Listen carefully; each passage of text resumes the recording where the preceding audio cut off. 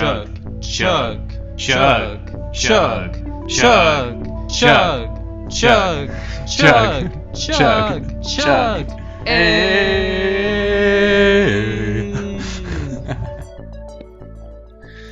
Hello, everybody, and welcome back to the Wizard Staff. I'm your host, Blake. And I'm Guy. And we are two drunk novices who like to talk about EDH. We do drink and swear, so you have been warned. Please drink responsibly when you're playing children's card games. So tonight we are finishing up our Theros Beyond Death review here in part 2. It was very long, so we wanted to cut it up for you lovely listeners so you didn't have to suffer like we did. And we are still here with Jesse, and without further ado, we are going to jump right back into it and start reviewing the rest of the 99 cards. Thank you. Thanks. Alright, so we're going to get into other cards.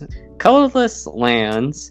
We're just going to quickly mention that we do have a new full art basic land cycle where we have the mana symbol kind of in this constellation, starry sky looking art. They're all pretty nice. I would love to, get a full play set for a monocolored deck, or like any of my monocolored decks. All my decks are monocolored. Who am I kidding? A lot of people were like, "Oh, Pokemon energy cards." I just put in Pokemon energy cards into my Perforos deck. You're the worst kind of person. So I don't think I will be swapping them out anytime soon, but I do think they look really nice. You're fucking beautiful. I'm gonna buy like at least half a dozen. Alright, so first legendary artifact, NYX Lotus. Ooh. So new Lotus. 4 generic mana. NYX Lotus enters the battlefield tapped. Tap, choose a color. Add an amount of mana of that color equal to your devotion to that color. So I ran a poll on our Twitter because I was really curious to see what other people's opinions were. And it was pretty split between whether or not, if you could only run one, which one would you run? Gilded Lotus or NYX Lotus? It came out that NYX Lotus was only at 51% versus Gilded Lotus was 49%. I think kind of the consensus was just, it really does just depend whether or not you're going to have this in a monocolor deck, or like what deck are you running this in, because NYX Lotus will like do you no good if like a board wipe comes along and then you have like nothing to like tie it back to, and you're just going to have a feel bad, whereas Gilded Lotus will always consistently be able to get you like 3 mana. So I think this is definitely a card, like you definitely should just run maybe Gilded Lotus and also like mana curve wise, I think they're on par with each other, because if NYX Lotus enters the battlefield tapped, it's almost like as if it came into the battlefield untapped for 5 mana. So on curve it's about the same, unless if you have some way of being able to untap it early. But I feel like then that's going into a more specific artifact heavy deck. Mm-hmm. I don't know. It's interesting, and I think it'll definitely be a very popular card in Commander. Okay, quick question. Let's do a poll here. How much mana does this need to tap for in order for it to be better than Gilded Lotus and like Thran Dynamo? Let's do a quick poll here. I want to say it has to at least tap for 7 for me to play this, because it comes into play tapped. 7? Yes. Wow. Yeah. Jesse, what's your number? I was gonna say like 2, dude. Like, what? Oh my god! You have such. I'm thinking. Jesse. We need to find you. I'm only thinking in like the terms of like mono white, and I'm like, dude, if this actually just tapped for 2, I think I'd be happy. Like if my board, let's say my board got wiped, but I had like 2 enchantments left, and I still had like 2 white. If this still tapped for 2, I'd be like, all right. Like, if I ever rebuild, this will get good again. But I have nothing to respond to that. I mean, I do like how this is diverse in a way that every time you tap it, you get to choose the color. So it's not like when it enters the battlefield, you are stuck to the one color. So if you're playing like a blue-green deck, whatever, and you put this card into play, it's not like you have to commit to the one color at that time. You can always choose the color that you have more devotion to, or you might have a more desperate need The part of. that I think about it, hell no. Then just run Gilded Lotus. That way you could choose your color for whatever. At that point, like, you could get your 3 blue or your 3 green, whatever you want. No, this card, I actually think this is trash. Yeah, this thing needs to tap for like 20. Yeah, there we go. Yeah, I changed my mind. You convinced me. Fuck this card. Yeah. I'm just gonna run Lotus, if anything. Or even Thran Dynamo.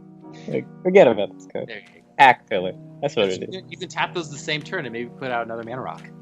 Yeah, this is... Guy, I'm gonna revoke your show. You can't be nice on here. Alright. Hey, Jesse, you want to replace Guy on this show?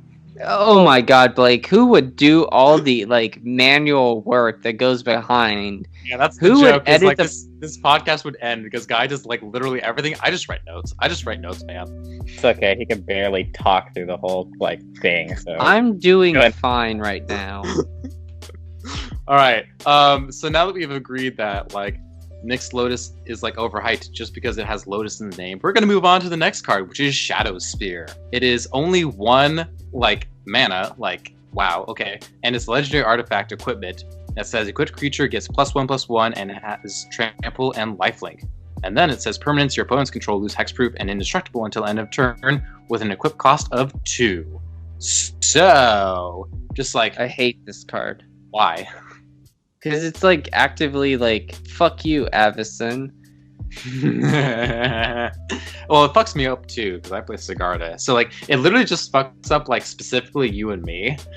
But it's so cheap too, and it's only a rare. Like, I honestly love this card. Oh my god. I would put this in any, like, equipment-based deck. I think it has enough utility, and it's just good on its own.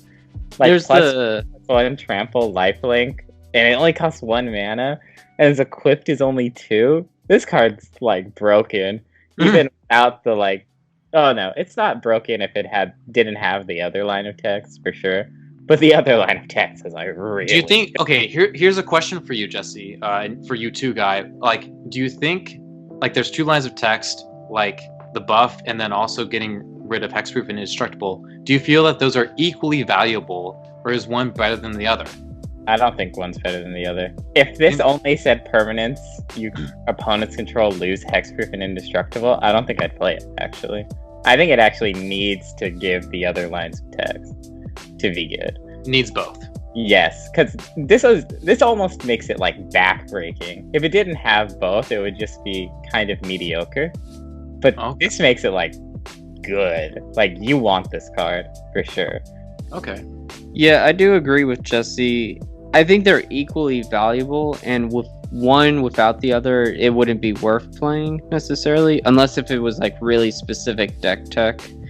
Like if you were playing, if you knew like your meta had like all the like if your meta was like you just had like some random commander that was like Voltron heavy, and then you were playing up against 3 other gods, then yeah, I think this card would be like tech worthy, but I don't think this card is like a staple.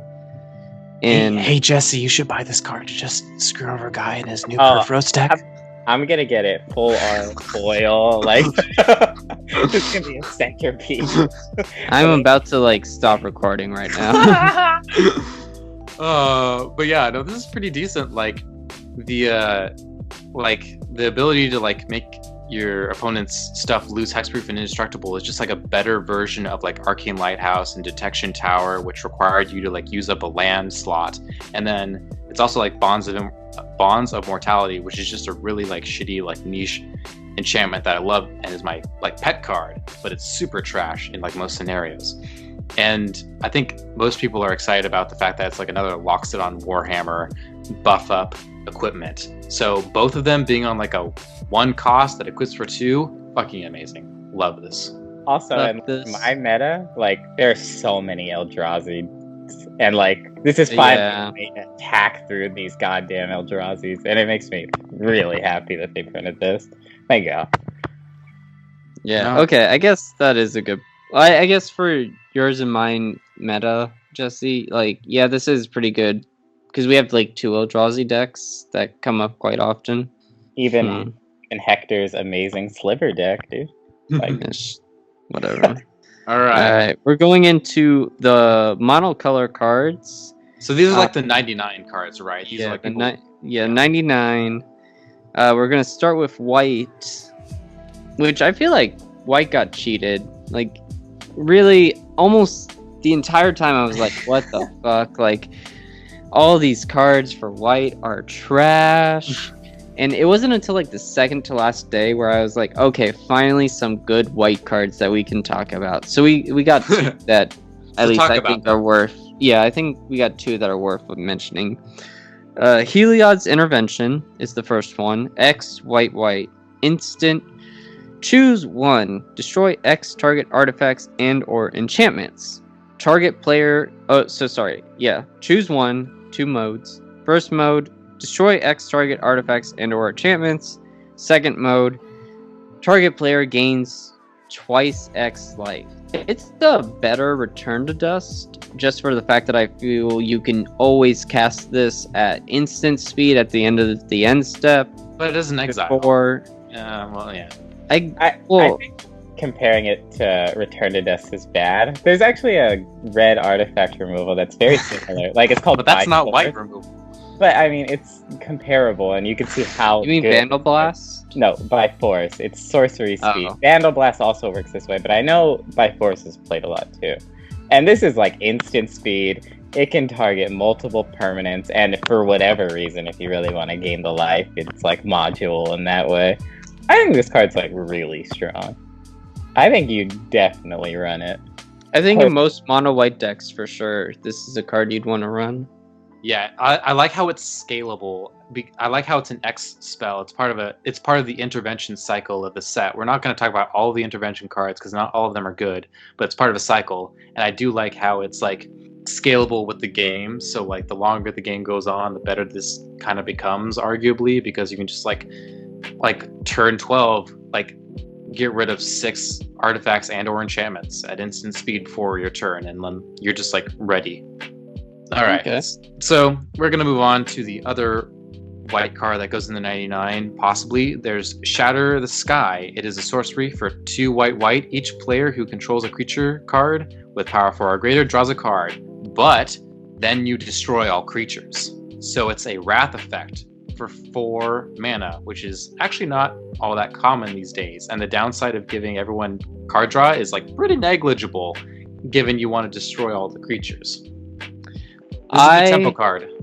I personally, when I saw this card, I got really excited. I think that this is, I understand that white is lacking in the card draw, and I think Happily Ever After was a terrible way to start with like ways to give white card draw other than being very narrow with the artifacts and the enchantments.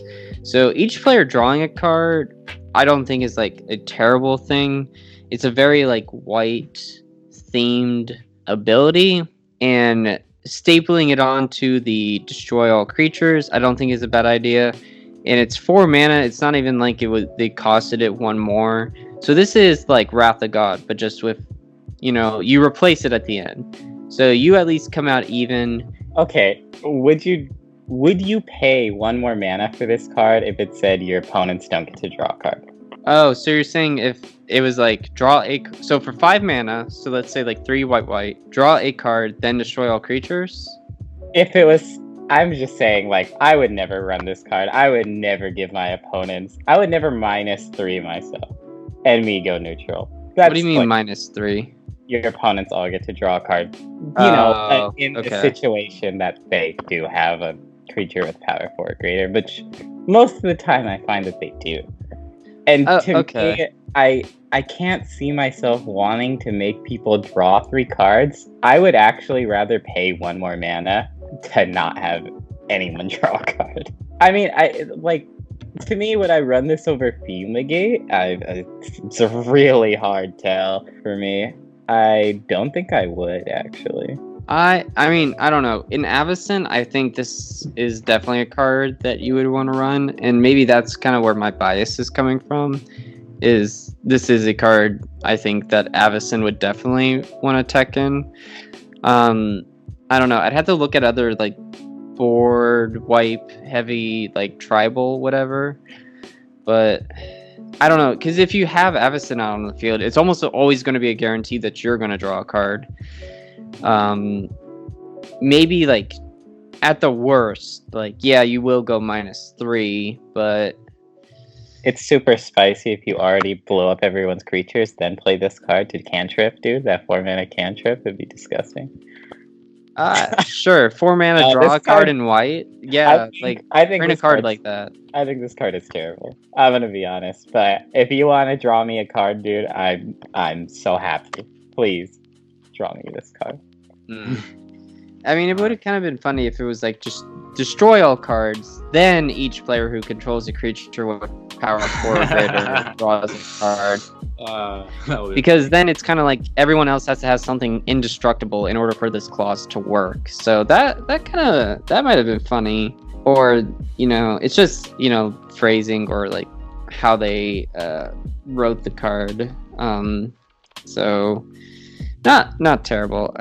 I think in board, tribal, heavy, yes, run this. But I don't think this is a mono white staple. I'm not trying to say like this should replace Wrath of God.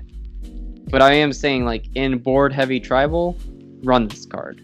Yeah, I would agree with that. All right, Imagine if someone had Shadow Spear, you played this card, and then they used Shadow Spear. Good one, Jesse. I feel like that's gonna be my life forever now. All right, we're moving on to blue. Yep. First card, 1 with the stars, 3 in a blue, enchantment. Enchant creature or enchantment. Enchanted permanent becomes an enchantment and loses all other card types. I think this card was very interesting because it can help protect your creatures or can be an answer to one of your opponent's commanders. Turning it into an enchantment could prevent it from attacking you, or if you are playing against a Voltron player, potentially. I know that this card was very similar to one of the draft booster cards that they had in the mystery booster packs. Like pretty much there was this like fake quote unquote card that was very similar to this, and then this came out like almost immediately after, and they were like, oh yeah, some of these cards that are like, you know, make believe are actually going to be cards that we're printing out soon. So it's kind of fun that we saw that just recently, and now we are seeing one of these cards as 1 with the stars.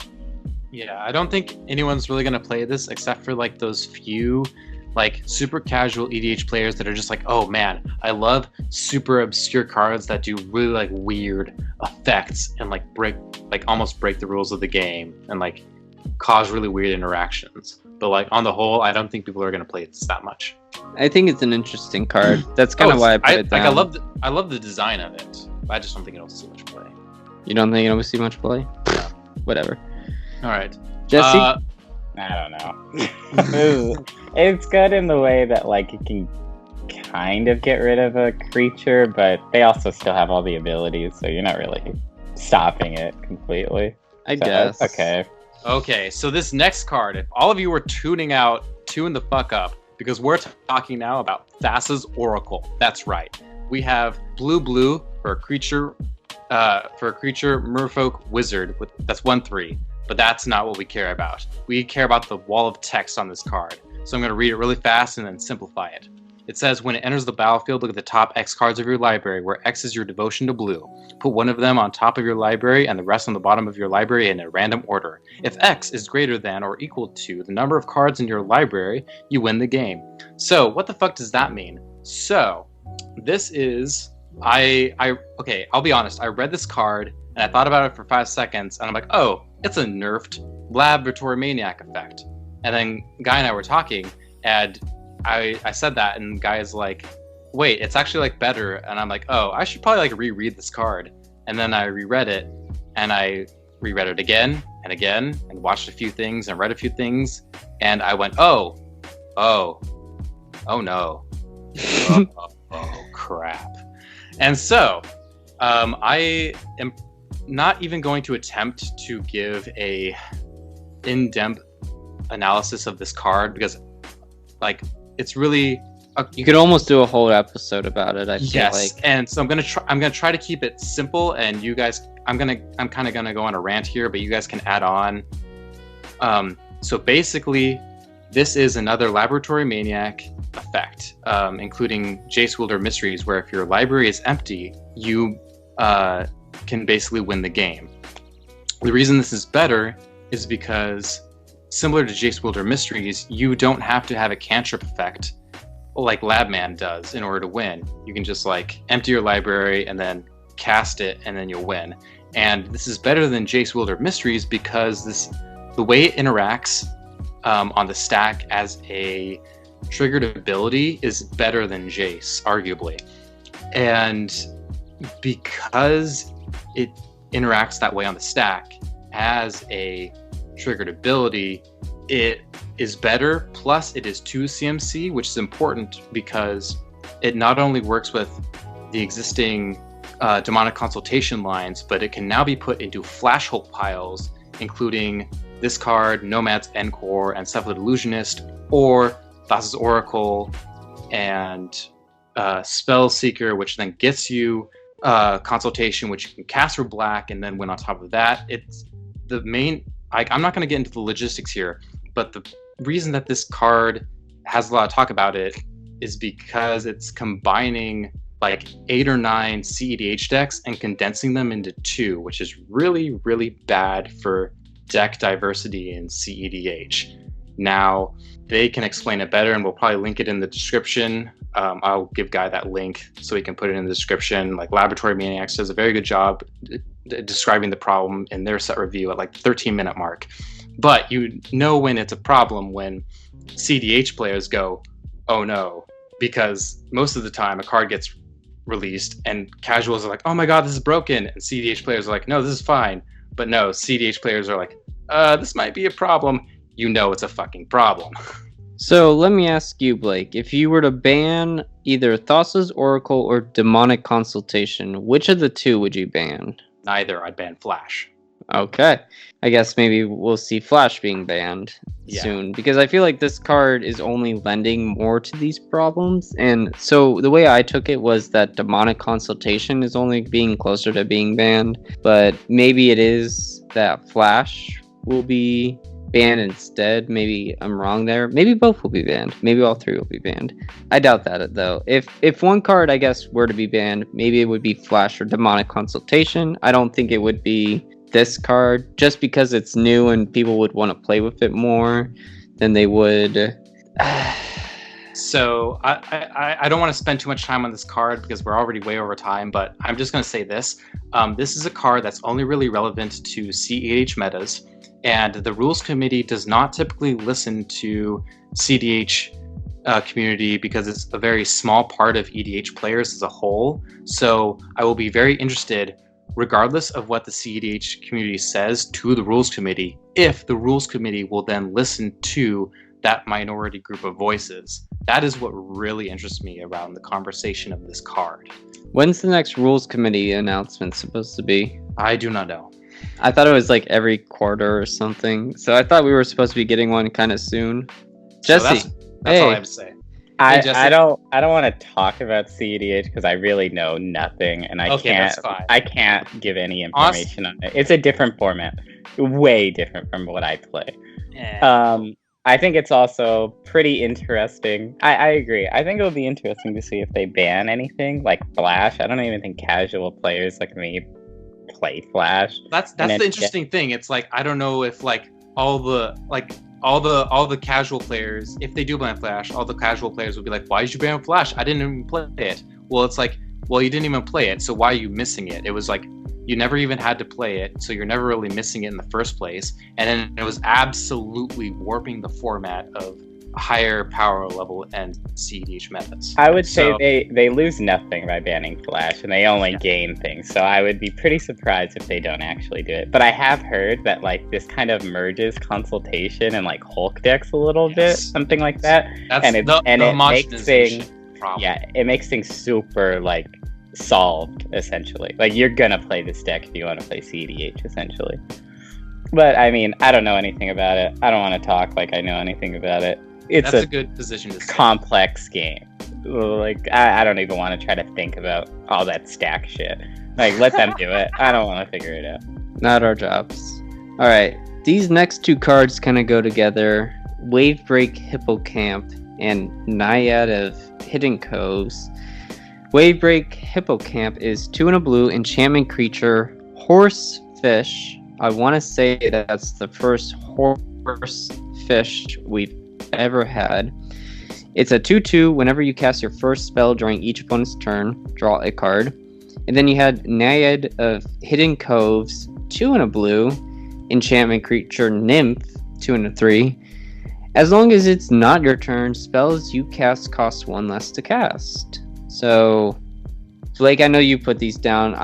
When I first saw them, I was like, I guess, but like you have a good point here, because it's like, it makes blue doing what blue does pretty well, only doing it better. Yeah, it's like it's cost reduction and card draw in decks that are very interactive, that are like outside of their turn, that want to interact on other people's turns. And these are just, again, like cost reduction and card draw are very good effects, and this is like really helping those, not necessarily even mono blue decks, but any deck that's like interaction heavy.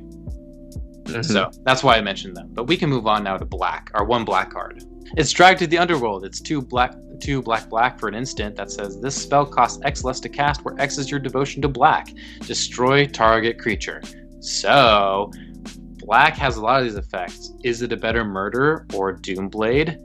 I ran a Twitter poll, and people actually think it's a better Murder or Doomblade, because especially in a mono black deck, at least, you're probably always going to be able to cast this for black. Yeah.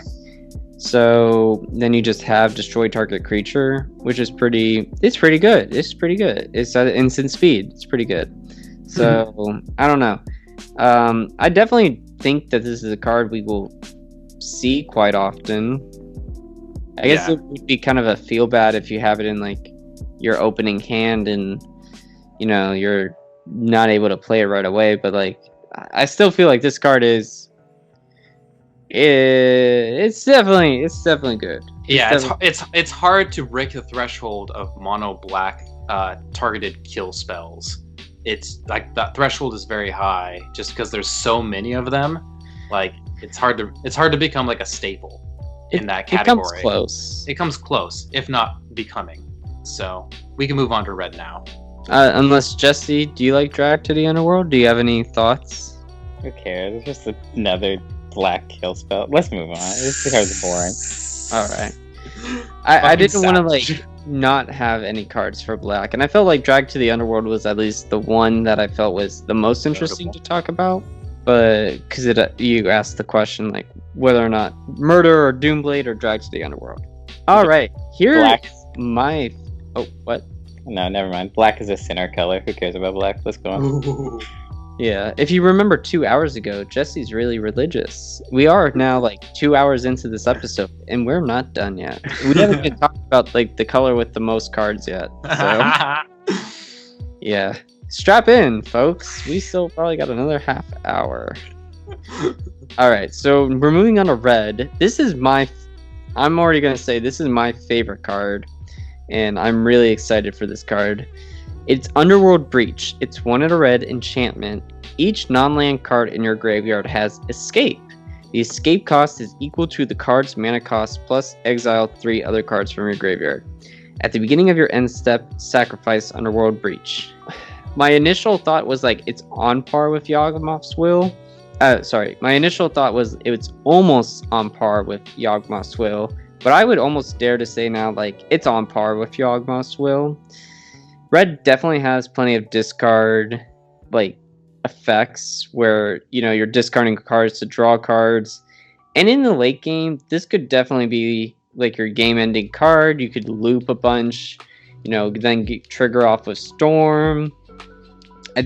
I think this could become almost a red staple. I think this card could become a red staple. I think initially my beef was like, why is it red? Because red's recursion is really only an instant and sorceries with flashback, giving cards flashback for instants and sorceries. So it's very specific. When you look at the terms of recursion, you go black, white, blue, red, black, white, green, red, blue. And so I almost wanted this to be a white card initially, where it's a heavier costed card and you don't have to sack it at the end, because then it gives like all your cards in your graveyard, escape, and I feel like that would just be a very good value piece for white. If we're not going to give white card draw, let's like buff if it's recursion. So that was my first thought of like, okay, so why is it red? Because now we're just giving red like recursion for everything, whereas it's been very narrow in instants and sorceries. And then the other question I had was like, why is it an enchantment? Doesn't it make more sense as a sorcery or spell? Or would it be too good as a sorcery or instant? I don't know. Perhaps. Were they worried it would be too easy for cards like Snapcaster to give it flashback? It also kind of came across to me as maybe like a flavor option, because the enchantment is more like an event to me, whereas instants and sorceries are like spells that you cast with a wand. I don't know. I think it's really important to note that when you put the cards in with escape onto the battlefield, if you cast cards with escape with this card, it's not re-exiling the cards that you are casting, like Yawgmoth's Will. So when you cast Yawgmoth's Will, you're going to exile every card you cast, regardless of whether or not it comes out of your graveyard. If you're casting it with Underworld Breach for the escape cost, it'll go back into the graveyard. So you can do some really heavy loops with this card. I think this card's great. Yeah, that was a very roundabout way, Guy, of saying that this is a really good card. I also really like it. I don't really care if it's an enchantment. Really, this should have been a green card, to be honest. Like, I don't know why green didn't get this again. Like, why not, dude? But yeah, it's a really good thing. I always hated that red never had recursion. I've always been terrified of building a mono red deck. This definitely helps, because, like, man, losing everything on red, it almost feels like the game's over. All right, so I'm just going to add this little fun fact at the end. I will say this is one of the best cards of the set.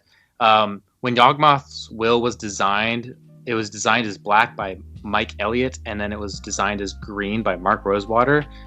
This was episode 344 of Drive to Work, Cite Your Sources, kids. So this whole color struggle and like identity crisis that we're having right here and talking about is nothing new.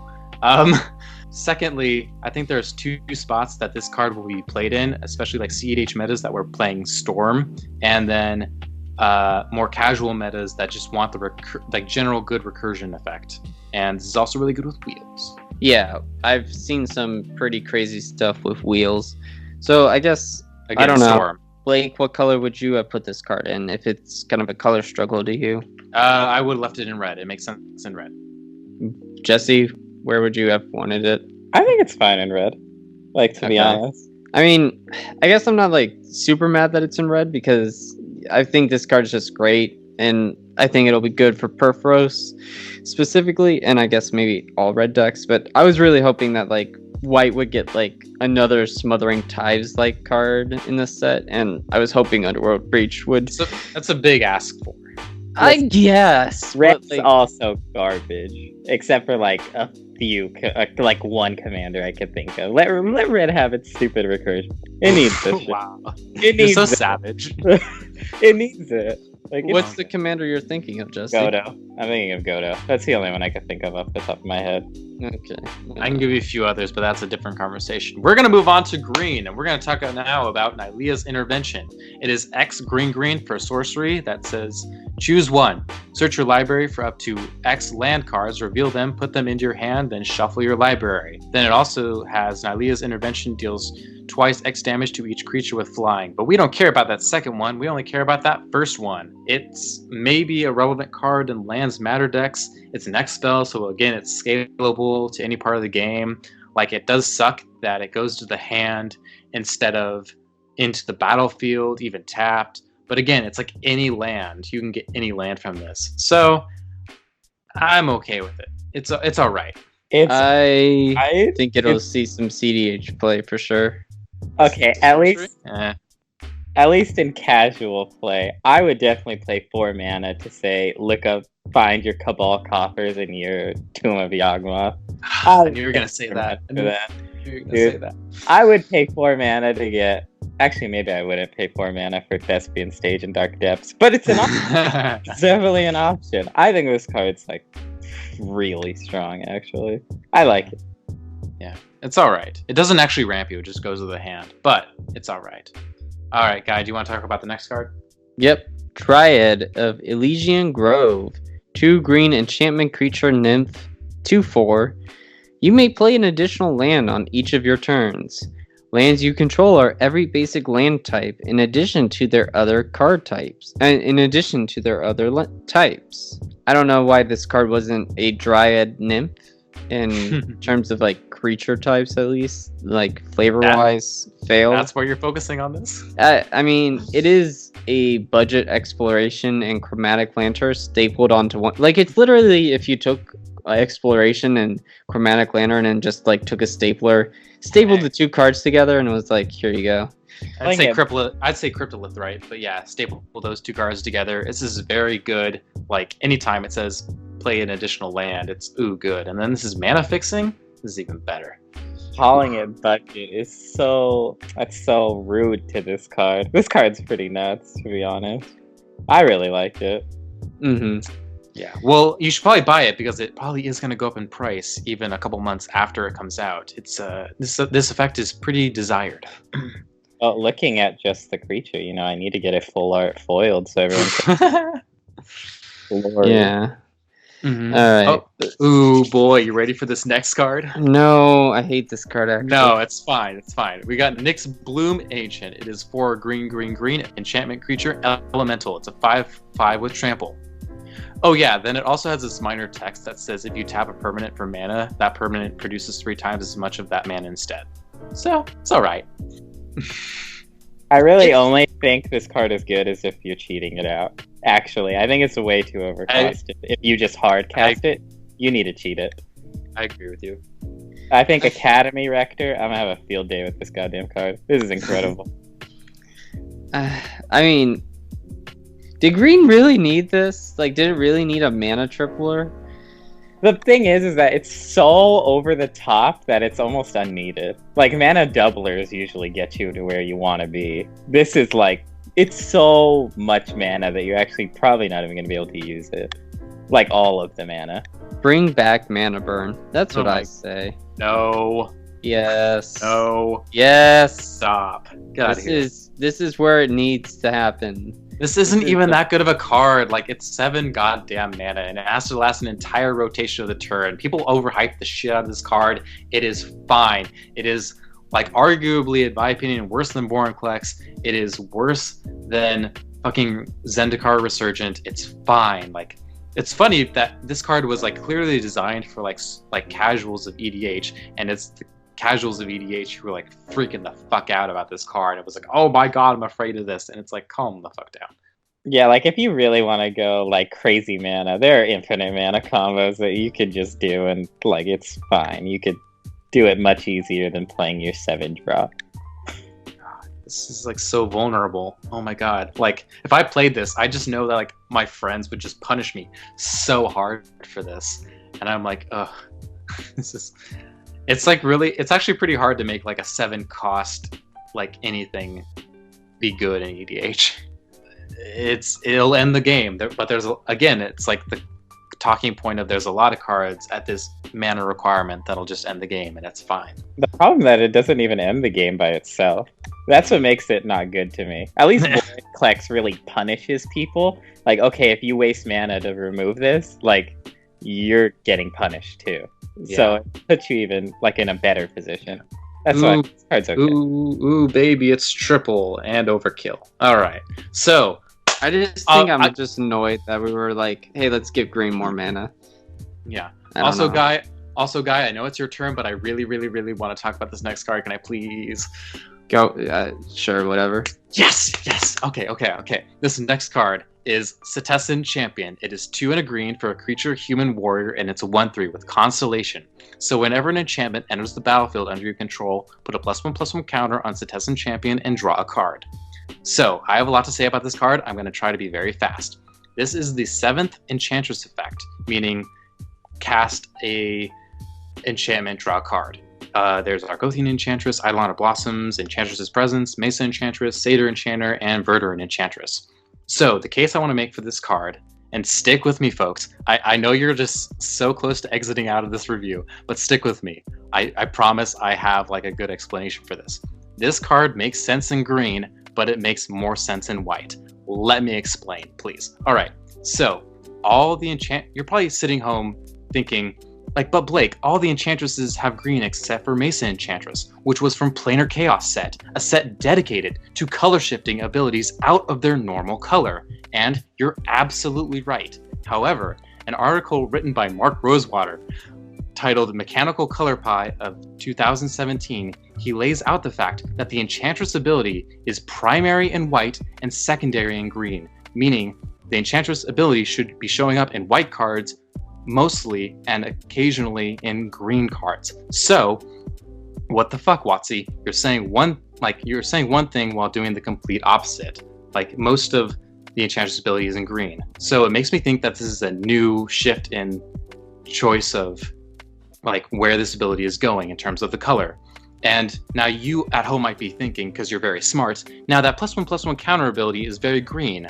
Like, so that makes sense. But getting that +1/+1 counter is in relation to enchantments, which is a white ability. Look at cards like Blessed Spirits and Celestial Ancient. And if you take Blessed Spirits and Mesa Enchantress and staple them together, they are almost an exact version of a white Setessan champion. So, like, you can make the small corner case that, oh, this set specifically is like the enchantments are sometimes creatures because there's a lot of enchantment creatures, but then like you're making an exception to the rule, and it's like so niche. And I just feel like this was a huge missed opportunity given the fact that Eidolon of Blossoms, one of the Enchantress effects, came out in Theros, original Theros, and this would have been the perfect opportunity given the whole clusterfuck of White Sucks and EDH commotion that came out in Throne of Eldraine. And this would have been the greatest point, and this is the biggest gripe I have in this set, and I'm so upset. Okay. I totally agree with you in the terms of, like, you know, we already talked about what, like, Underworld Breach, like, where does that lie? Because even, like, when you showed me this article, and then I, like, the points I brought about with Underworld Breach and, like, you know, where is it in color-wise, I referenced this article.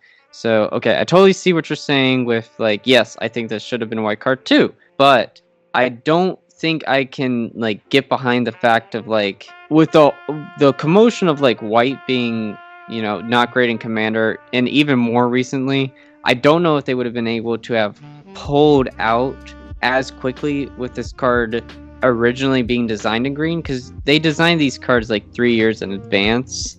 So, just, like, from coming out of Throne of Eldraine and everyone's like, white sucks, I don't think they would have been able to say, like, last minute, like, oh, let's change this one card. Like, I think that would have been way more of a, like, hassle for them, and the outcome would not have played out as much as they would have liked to.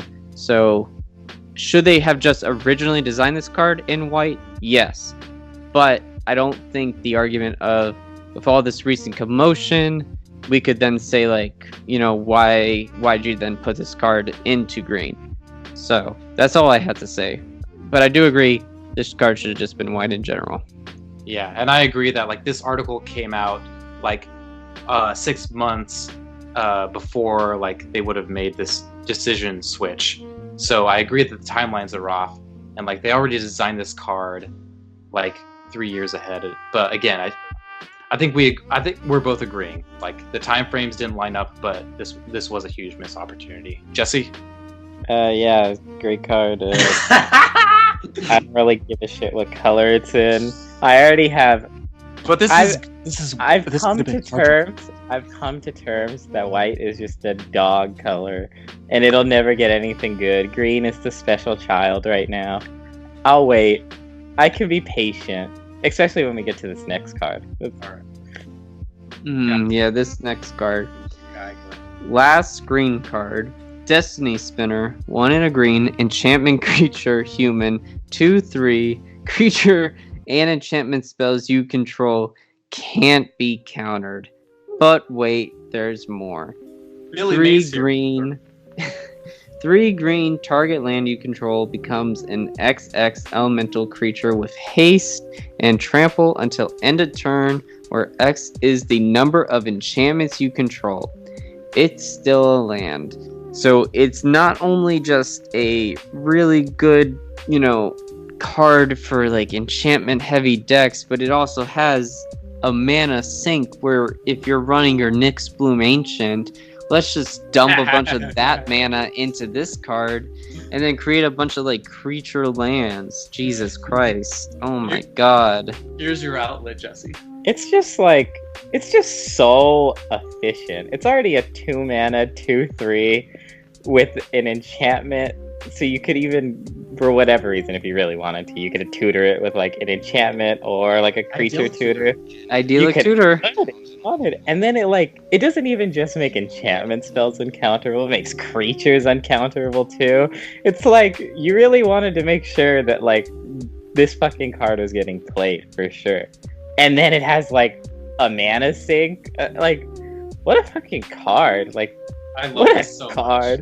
I love this card because, man, I was like, when I was making my enchantment deck, I was like, oh man, there's no way for me to like deal with like a counterspell.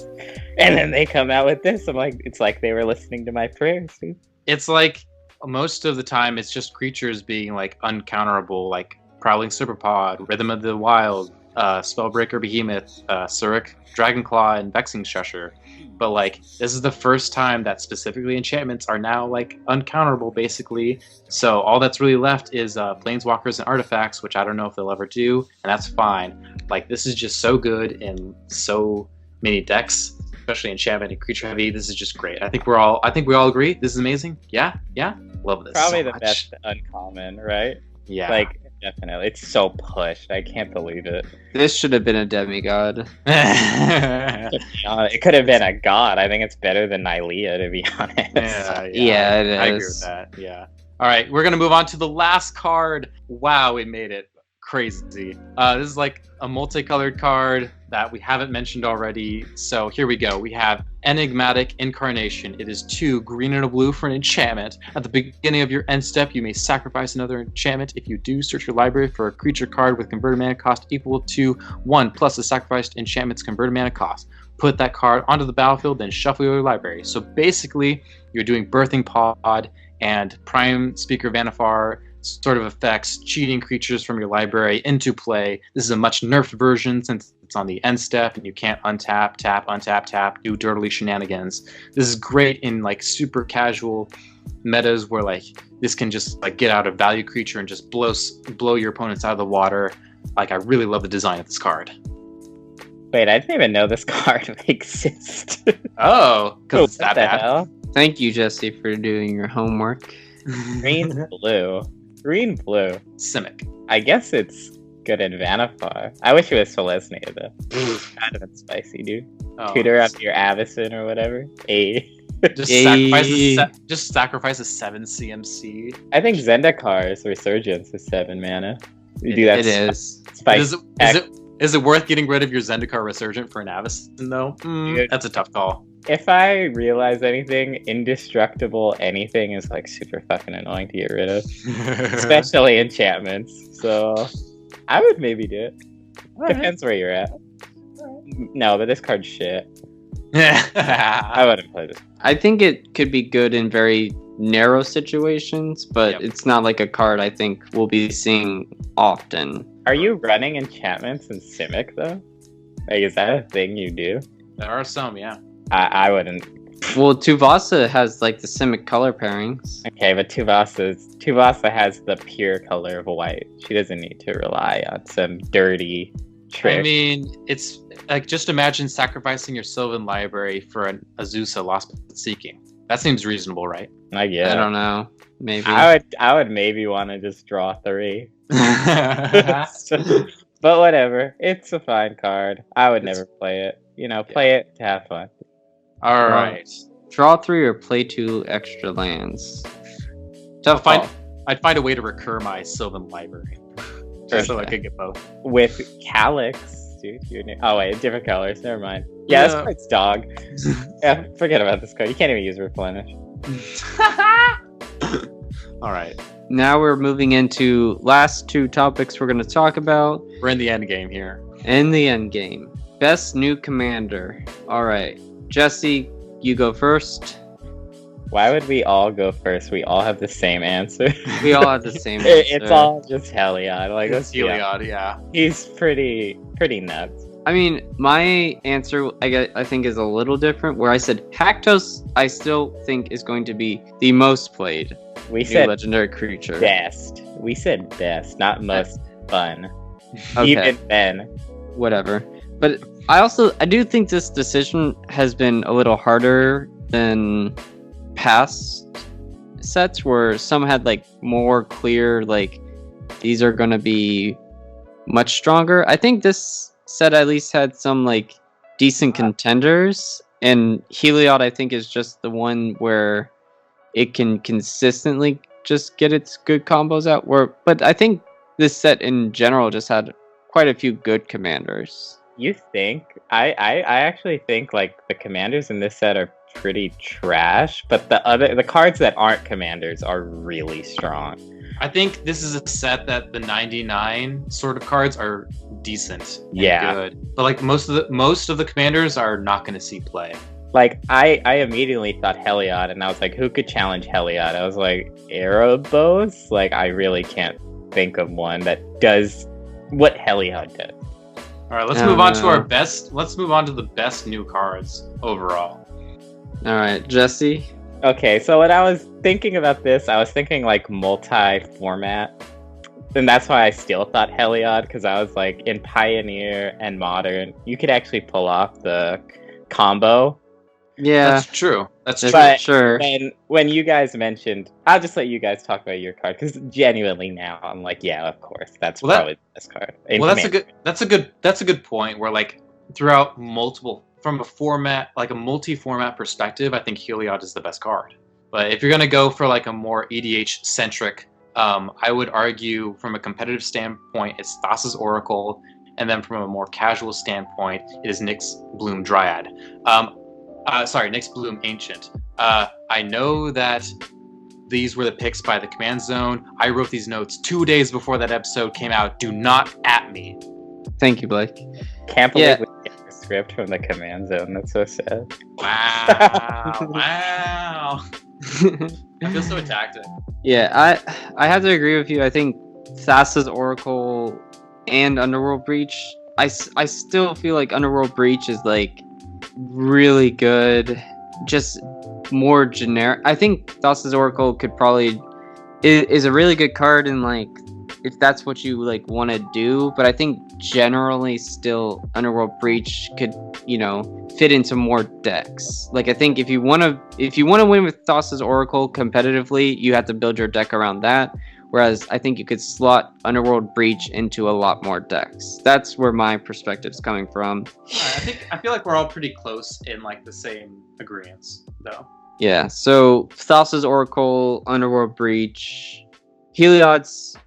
And I mean, Jesse's not wrong where, Heliod is probably really good in terms of multi-formats. He's going to be quite good. But I do also, he's probably still good in the 99. Like, just running him. As a combo piece. He's a combo piece. He's pretty cheap.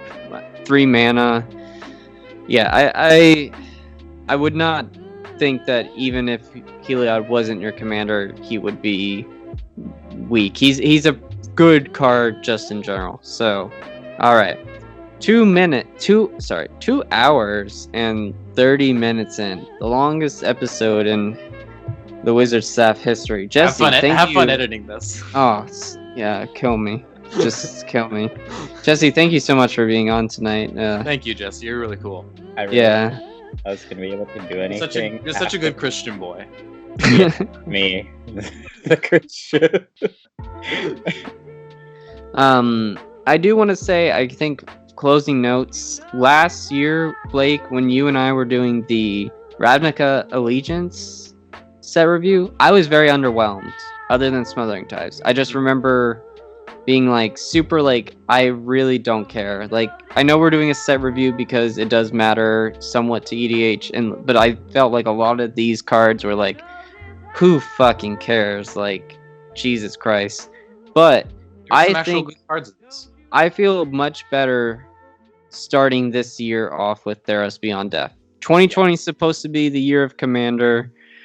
This is definitely a great way to start off for Commander and Magic in general. Yes. And before we end this, I know that original Theros was just kind of really the primary purpose of it was to like go in a Greek theology sort of theme, and like they sprinkled in some enchantments, and then the player base was like, oh my god, an enchantment focused set, and they're like, no, that's not the point, enchantment focused set. And like it was just so overwhelming that they're like, fuck it, okay, Theros Beyond is like now an enchantment focused set, and they fucking delivered.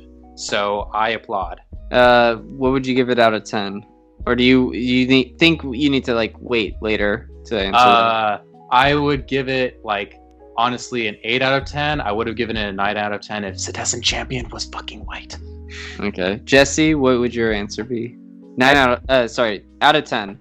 I think the cards in the set are so lopsided power-wise to like green that it's really hard to rate it high. Because if it was high, it would be like, you know, a lot of, you know, colors got like a lot of good cards.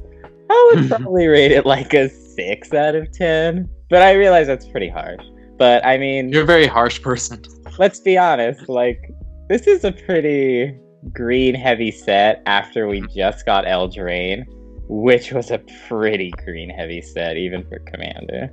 So, like, it doesn't sit well with me. But, I mean, I like the cards, and the cards that are good in other colors are, like, really fun. And I like that nothing's just completely broken. That helps. Yeah. Yes. Except I think for Thassa's Oracle. That card's perfect. Yeah. I would give it an 8 out of 10, probably, just thinking about it. I think I do agree with Jesse where it is very green heavy, and I don't know. I think but the fact that we got quite a bit of commanders, you know, just adding to the pool of like what decks we'll be seeing. And we did get some pretty good cards in some other colors, like red and blue. So at least it's not like green just got everything, but I give it an 8 out of 10. I'm pretty pleased. It's still more pleased with how we were at the beginning of last year. All right. We are going to end the episode now. Thank you so much for listening. You can find us on Twitter at WizardStaff101. You can find us on YouTube, The Wizard Staff. You can find us on iTunes. You can find us on Spotify. Email us at thewizardstaff101@gmail.com. Thank you so much for listening. We're very excited to be kicking off the new year with you guys. Have a great night. Peace. Peace out.